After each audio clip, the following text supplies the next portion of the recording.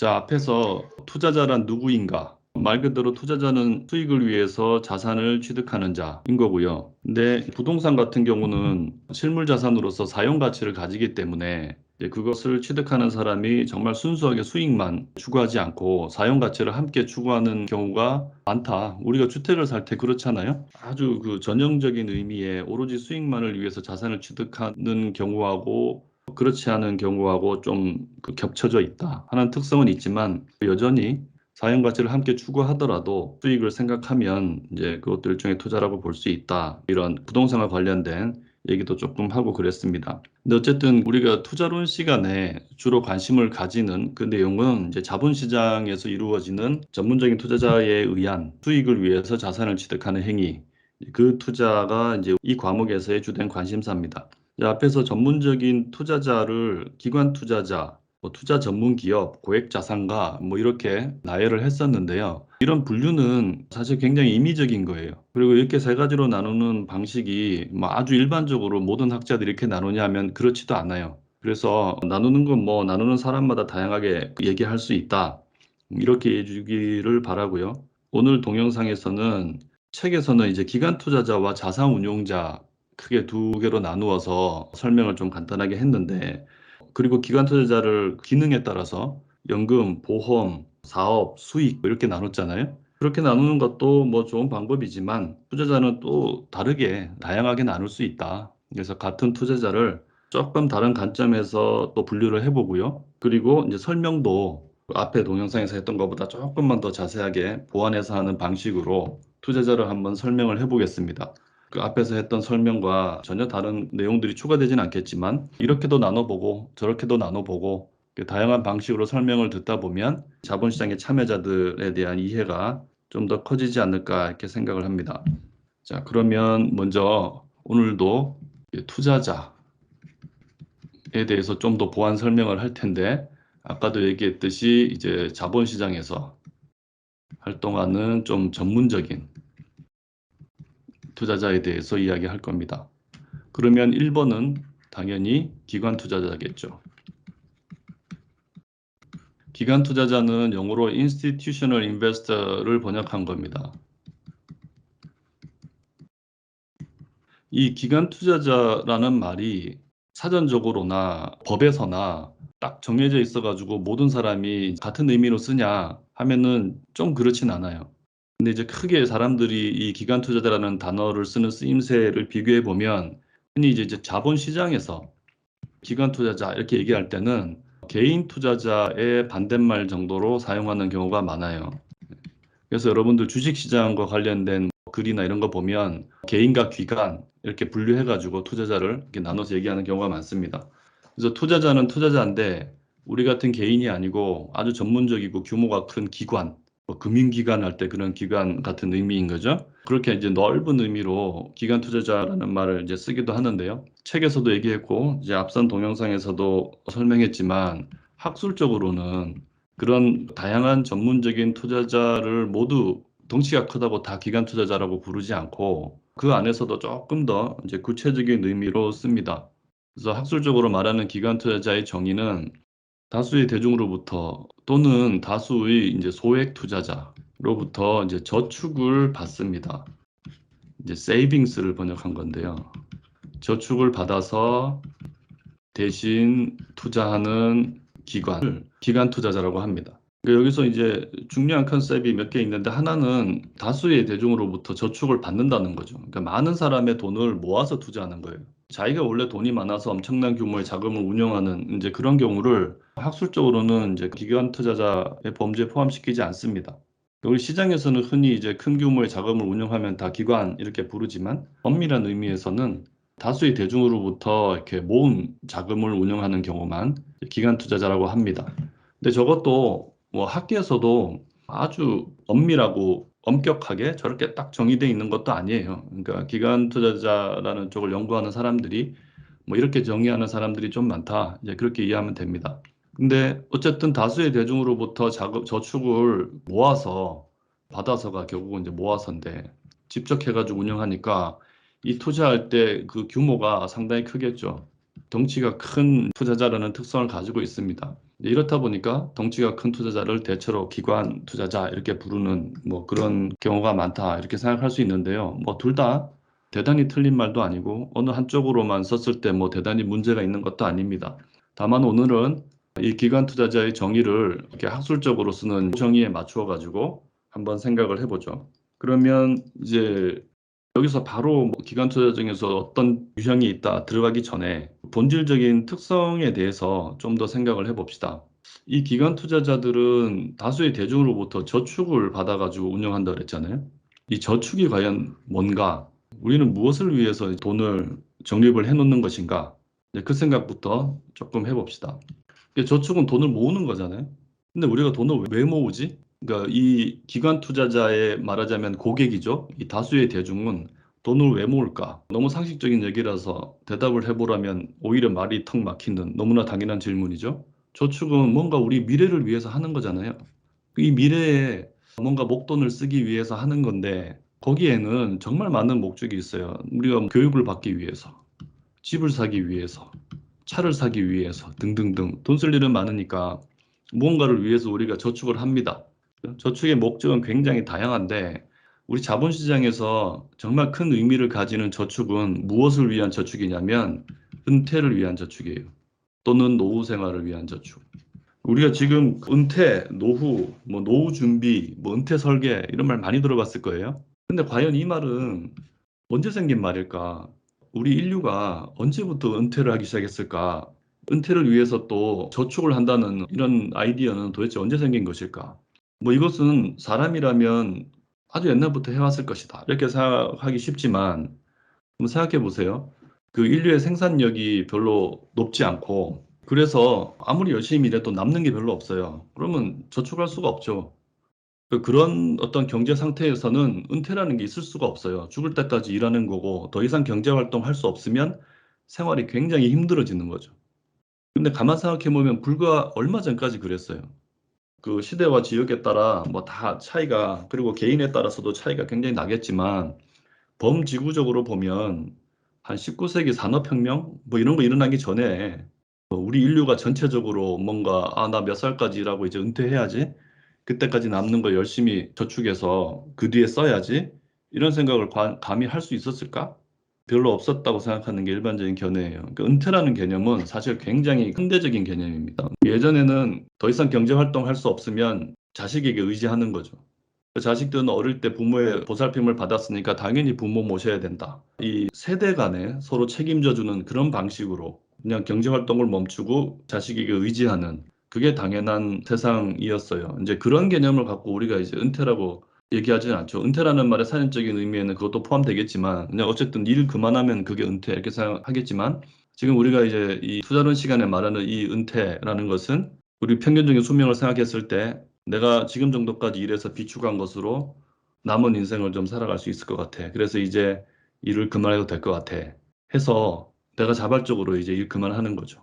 또는 뭐 경제적으로 이제 회사에서 그만 나가주세요. 그래가지고 이제 은퇴하는 경우도 있겠지만, 옛날처럼 더 이상 일을 할 수 없어서 내 몸과 마음, 정신이 더 이상 경제 활동을 할 수 없을 만큼 늙어서 이제 할 수 없이 그만하는, 우리 동물의 왕국 보면은 이제 사자가 늙으면 더 이상 사냥할 수 없어서 이제 죽어가잖아요. 이제 그것 같은 은퇴가 이제 옛날의 은퇴였다면 요즘 우리가 얘기하는 은퇴는 그런 게 아니잖아요.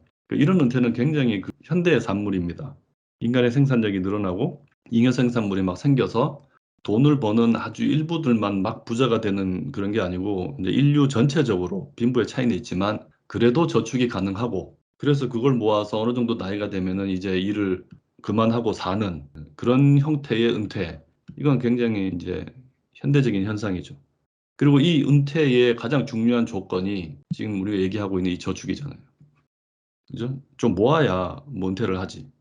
그죠? 옛날처럼 이제 자식에 의지하는 게 아니고, 그래서 내 삶의 재무적인 긴 플랜을 짜고 그런 플랜 하에서 은퇴하고 하는 이런 개념이 생긴 지가 얼마 안 됐다 하는 거예요. 그러면 이 은퇴를 위한 저축은 도대체 어떻게 해야 되나? 뭐 저축을 하는 방식은 굉장히 다양하겠죠. 그러니까 은퇴를 위한 저축은 어떻게 하지? 이렇게 하면은 금융이라는 것이 존재하지 않는 세상에서는 그냥 우리가 번 게 돈이라고 생각하면 열심히 돈 벌어가지고 막 땅에다가 묻어놓는 사람도 있겠죠.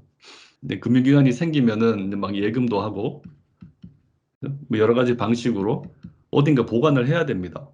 근데 이제 금융이라는 제도가 생기면서 이 보관을 할 때 단순히 그 가치 그대로 보관만 되는 게 아니고 뭔가 이제 이자를 주기 시작하고 이제 수익을 주기 시작하고 그 돈을 맡기면 불려드릴게요 뭐 하는 이제 그런 그 금융의 서비스들이 막 생기기 시작합니다. 뭐 이런 여러 가지 이제 저축의 방법 중에 하나가 연금이에요. 연금의 개념은 우리가 땅에다가 돈을 묻어놨으면 나중에 이제 파서 꺼내면 끝나는 거고 어딘가 예금을 해놨으면 이제 찾으면 끝나는 거죠. 근데 연금의 이제 특징은 내가 경제 활동을 하는 동안 계속 조금씩 내 소득에서 돈을 비축을 해요. 그러면은 그러고 나서 내가 은퇴를 하면 그때 그 돈을 다 찾아서 그다음부터 내가 알아서 해야 되는 게 아니고 그동안 내가 납입한 돈으로 이 연금을 관리하는 자가 마치 그동안 내가 경제 활동하는 동안 월급을 받았던 것처럼 그렇게 이제 분할해서 계속 지급을 해주는 상품이에요. 일시불로 받아버리면은 내가 그거 가지고 또 어떻게 남은 생을 살지 이러면서 그걸로 뭐 사업을 한다든가 뭘 해야 되잖아요. 근데 그게 아니고 그동안 넣은 돈을 또 열심히 잘 운용해가 투자를 해서 그동안 내가 경제 활동하면서 월급 받았듯이 따박따박 받을 수 있게 해주는 그런 상품이 연금이에요. 근데 이 자본시장에서는 이런 뭐 예금이나 뭐 다른 형태의 돈을 비축하는 것보다 연금의 형태로 돈을 비축하는 경우에 이 자본시장에서 이 돈의 활용이 훨씬 더 적극적이고 규모도 크고 한 거죠. 그러면 연금이 운영되는 방식을 좀 생각해 보면 중요한 거는 연금 기금이 등장을 하게 되는데요. 연금은 아까 말했듯이 그 매년 주는 그 돈 또는 그런 식으로 운영되는 이제 금융 상품 그걸 연금이라고 해요. 영어로는 펜션이라고 해요. 근데 연금을 그 운영하는 방식을 좀 생각해 보면 내가 계속 월급에서 떼가지고 연금을 내잖아요. 그럼 계속 쌓이잖아요. 그죠? 그 쌓인 네, 그 돈을 연금 기금이라고 해요. 그걸 가지고 어떻게든 잘 운용을 해야 나중에 그동안 부담금을 계속 납입한 고객에게 연금을 지급할 수 있겠죠. 그래서 연금은 필연적으로 그 돈이 쌓여 있는 기금이 있게 마련이에요. 그걸 펜션 펀드라고 해요. 이 쌓인 이 연금 기금은 그거를 가만히 놔두면 나중에 연금을 지급할 수 없어요. 그러니까 연금이라는 것은 최소한 물가 상승률 이상의 수익률은 내고 있어야 돼요. 그죠? 여러분이 한 달에 막 20만 원씩 계속 이제 납입을 했어요. 수십 년간. 그리고 마침내 은퇴를 했는데 수십 년 뒤에 20만 원만 계속 돌려주면 생활이 안 되잖아요. 그 사이에 물가가 엄청나게 올랐는데. 그래서 여러분들이 연금이라는 상품을 선택해서 이것으로 노후 설계를 하려면 최소한 이 연금 기금은 물가 수익률, 물가 상승률 이상은 계속 이렇게 가치가 올라가 줘야 나중에 내가 최소한 불입한 만큼의 경제력을 가지고 살 수 있게 되는 거예요. 그게 연금 기금이다. 다시 정리해서 얘기해 주면 이 기관 투자자는 이제 다수의 대중으로부터 저축을 받아서 대신 투자하는 자를 기관 투자자라고 하는데 이 저축이 이루어지는 다양한 동기 중에서 제일 대표적인 게 은퇴다. 은퇴하는 걸 대비해서 저축을 하는 네, 그런 상품 중에 역시 또 가장 대표적인 것은 연금이다. 다른 형태의 금융상품과 달리. 그리고 이 연금이라는 금융상품은 필연적으로 연금기금이라는 게 생기고 저걸 잘 운용해야 된다 하는 거죠. 근데 연금기금이 운용되는 이제 형태를 보면 이게 시간이고 이게 이제 소득이라고 치면 사람이 처음 태어나면 소득이 없잖아요. 그죠? 여러분도 지금 대부분 소득이 없잖아요. 그러다가 서서히 이제 나중에 취업을 하면 소득이 생깁니다. 그러다가 한 4, 50대가 되면 돈을 제일 많이 벌다가 어느 순간 이제 소득이 끊기죠. 이런 식인데 이게 경제 활동을 하는 어떤 경제적 수명이라면 활동을 하는 수명이라면 근데 요새 사람들은 그거보다 훨씬 더 많이 살잖아요. 그죠? 실제 수명까지 산다. 그러면은 이때까지 번 돈으로 저축을 해서 이때까지 이제 살아야 되니까 이거를 좀 넓게 이렇게 해가지고 이까지 갈 수 있게 이제 만들어줘야 되는 거죠. 그죠? 근데 그 사이에 물가는 계속 오르기 때문에 똑같이 되면 안 되는 거예요. 그 요때 적립한 금액하고 그 A 나중에 내가 받아야 되는 거하고 생각해 보면 A보다 B가 커야 되는 거죠. 명목상 물가가 계속 오르니까 이거를 크게 만들려면은 투자해야죠. 투자하지 않고 돈의 크기를 키울 수는 없죠. 그러니까 연금기금은 열심히 투자할 수밖에 없어요. 게다가 이 투자하는 그 기간 자체도 우리가 경제활동 하면은 몇십 년 하잖아요. 여러분들이 졸업해서 20대 중후반에 이제 직장 생활 시작하면 50 넘어 한 60대 때까지 일을 하잖아요. 수십 년 일을 하는 동안에 저축을 하고 그걸로 요새 100세 시대니까 또 수십 년 지급을 해야 돼요. 그러니까 이 투자하는 어떤 목표 기간, 그걸 우리가 investment horizon이라고 그러거든요. 이게 굉장히 길어요. 게다가 평생 하는 저축을 상대로 하기 때문에 그 금액도 상당히 크다, 길다, 크다. 그리고 한 사람 한 사람 사정은 다 다르겠지만 평균적으로 수명이라든지 경제 활동을 하는 기간이라든지 이런 거는 통계적으로 예측이 가능해요. 그래서 내 고객이 만약에 100명이다 그러면은 그 100명이 앞으로 몇 년 동안 얼마 정도의 부담금을 지급을 할 것 같고 그걸 가지고 그 이후에 몇 년 정도 지급을 해야 된다 하는 그 플랜이 굉장히 합리적이고 체계적으로, 그러니까 계획적으로 할 수 있어요. 이런 특징이 있는 거죠. 그냥 우리가 보통 그냥 예금했다가 찾았다가 하는 거는 예금을 받으면 또 언제 찾아갈지 모르잖아요. 그죠? 우리가 그냥 은행에 돈 좀 적립해 놓으면 필요할 때 그냥 찾잖아요. 근데 얘는 이제 그런 식이 아니니까. 아, 이 사람이 뭐 사람마다 편차는 있겠지만 요즘 평균적으로 뭐 한 57세까지 일을 한다. 그리고 뭐 한 80 몇 살까지 연금을 지급해야 된다. 이 사람이 57세까지 지금 받는 그 월급이나 납입하는 금액을 보니까 향후에 어느 정도 들어올 것 같다. 그럼 그걸 가지고 나중에 노후에 얼마까지 보장해 줘야 되겠다. 이런 게 계획을 굉장히 짤 수가 있죠. 그러니까 이런 모든 특징들이, 그러니까 투자의 행태도 굉장히 이제 계획적이고 치밀하고 전문적으로 만들어주는 거죠. 그래서 그 투자 기간도 길고 예측 가능하고 금액도 크고 한 이런 여러 가지 특성 때문에 이 연금기금이라는 게 가장 대표적인 기간 투자자라고 얘기를 하는 겁니다. 그래서 기간 투자자 하면은 별말 없으면 연금기금이에요. 이 연금기금을 흔히 이제 줄여서 연기금이라고 많이 얘기합니다. 금자가 두 번 들어가니까. 근데 이 연금기금에는 크게 두 가지가 있어요. 공공부문에서 운영하는 기금이 있고요. 공공기금 또는 뭐 공적기금, 민간 부분에서 운영하는 기금이 있어요. 그러니까 이 국가 입장에서 보면은 우리가 이렇게 뭔가 저축을 하고 노후 생활을 그 저축으로 살아가고 하는 건 아주 개인적인 문제 같지만 국가 전체적으로도 이건 굉장히 중요한 이슈예요. 예, 정부가 하는 일이 국민들 행복하게 하는 거잖아요. 국민들 노후 생활은 이제 정부 입장에서 중요하고 그리고 전체적인 그 노후 생활에 대한 보장이 아주 취약한 사회는 모든 면에서 불안할 수밖에 없어요. 그죠? 그래서 우리가 모두 그 노후를 뭐 엄청 걱정해야 되는 그런 상황이라면 그래서 뭐 가난한 노인이 많다. 네, 그러면은 이제 여러 가지 이제 사회적으로 비용도 많이 들고 범죄도 늘어날 것이고 그리고 경제생활 하는 동안에도 이제 굉장히 뭔가 팍팍하게 이 사회가 진행이 될 거예요. 그래서 경제 활동을 하는 동안에 있는 사람들이 그때그때 자기가 가진 돈을 다 써버리지 않게 일정 정도는 적립을 해서 그걸 나중에 이제 노후에 연금으로 활용할 수 있게 하는 제도를 강제적으로 하는 거죠. 그런 제도를 대부분 국가는 가지고 있어요. 그렇게 운영되는 것을 이제 공적 연금기금이라고 합니다. 이게 여러분 사회보장, 뭐 사회보험 이런 얘기 들어봤겠지만 아주 현대적 의미에서 근대적 의미에서의 그런 사회보장 제도를 처음 도입한 건 독일이에요. 그러니까 독일에서부터 공적연금이라는 개념이 딱 터서 20세기까지 전 세계에 쫙 이제 퍼져 있는 거죠. 그래서 연금이라는 게 21세기인 지금도 전 세계에서 모든 정부에서 굉장히 중요한 사업으로 운영이 되고 있어요. 그게 공적연금기금인데 우리나라 국민연금 기금까지 써야 원래 이제 제일 정식의 명칭이죠. 그래서 이 공적연금은 모든 국민이 의무적으로 가입을 해야 돼요. 근데 이 공적연금만으로 노후 생활이 충분히 다 가능하게 하려면은 평소에 받는 급여에서 너무 많이 떼야 돼요. 그렇잖아요. 내가 지금 받는 월급으로 지금도 살고 나중에 은퇴하고 난 다음에도 살려면 생활비에 뭐 하여튼 두 배를 벌어야 되는 거잖아요. 그래서 노후 생활에 충분할 만큼 이제 의무적으로 떼는 돈을 다 떼기는 좀 힘들어요.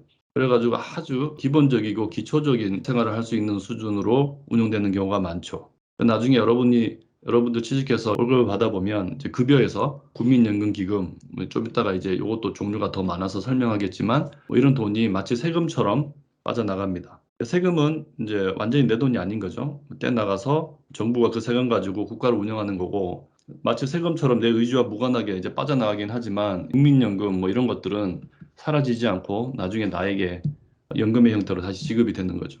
이런 공적연금이 있고요. 그 다음에 이런 공적연금만으로 이제 전체적인 생활을 하기가 좀 힘들고, 그리고 이 정부가 공적으로 연금기금을 운영할 때는 거기에 정부도 지원을 많이 하거든요. 근데 그런 게 재정적으로도 부담도 크고, 그렇기 때문에 이 공적연금 제도를 보완하는 그런 민간에서의 연금 상품도 많이 발달을 하고 있어요. 이제 미국이나 유럽 같은 데가 사실은 공적연금보다는 이제 민간 쪽으로 슬슬 많이 넘어가는 이제 추세에 있고, 우리나라는 아직도 이제 국민연금 기금이 이제 잘 운영을 해서 이제 버텨주고 있고 뭐 그런 상황입니다. 그러니까 민간 부분에서도 이제 연금 상품이라는 게 많이 취급을 하죠. 우리나라도 은행, 보험회사, 뭐 금융투자회사 이런 데들이 다 연금 상품 취급합니다. 연금 신탁, 뭐 연금 펀드 이런 거 이제 들어봤죠, 그죠? 연금 보험 뭐 이런 거. 대형의 금융기관들이 이런 연금 상품을 취급을 합니다. 뭐 어느 쪽이든 그렇게 해서 연금을 위한 납부금들을 다 받으면 그게 이제 큰 규모의 기금을 형성하게 되고 다들 열심히 투자해야 되는 거죠. 이게 이제 연금의 기본적인 모습입니다. 그리고 이제 이런 다양한 연금 기금 중에서 특히 덩치가 큰 거는 당연히 공적연금이겠죠. 그죠? 온 국민이 의무적으로 다 가입하니까. 그리고 아까 얘기했듯이 공적연금이 지금까지 이제 잘 활동하고 이제 버티고 유지되고 있는 나라 중에 하나가 우리나라라서 우리나라 국민연금 기금은 전 세계적으로 규모가 엄청나게 큰 연금 기금이에요. 그러니까 이 연금 공적 기금들의 랭킹 이런 거 한 번씩 나오는데 전 세계 미국, 유럽, 일본 다 포함해서 보통 3등에서 4등 정도 사이에 항상 랭킹에 들어갑니다. 근데 그게 뭐 다른 나라들은 연금이 뭐 없고 그래서 그런 게 아니고 미국 같은 경우는 주로 주별로 운영이 되고 그리고 또는 공적연금의 비중보다는 이제 민간 부분의 비중이 좀 더 커지고 이렇기 때문에 분산되고 있어서 그런데요. 그 우리나라는 이제 국민연금 기금이 80년대 후반에 도입이 됐고 아직 이제 고갈되지 않고 잘 운영되고 있기 때문에 국민연금 기금이 지금 전세적으로 굉장히 규모가 큰 연금 기금으로 지금도 있는 거죠. 그러니까 일본의 국민연금도 그게 항상 그 부동의 1등을 하고 있고요. 일본도 이제 그 공적 연금 기금을 아직 굉장히 강하게 유지를 하고 있어서 그 외에는 이제 그 미국 같은 데 가면 이제 캘리포니아에 있는 뭐 공무원 연금이나 선생님들 연금이나 이런 것들이 이제 굉장히 큰 규모를 이루고 있습니다. 그게 연금기금에 대한 이제 일반적인 설명입니다. 여기 이제 여기까지 지금까지 들어보면 이게 지금 앞에서 말했던 기관 투자자의 이 일반적인 정의에 가장 잘 부합하는구나 하는 걸 알 수가 있죠.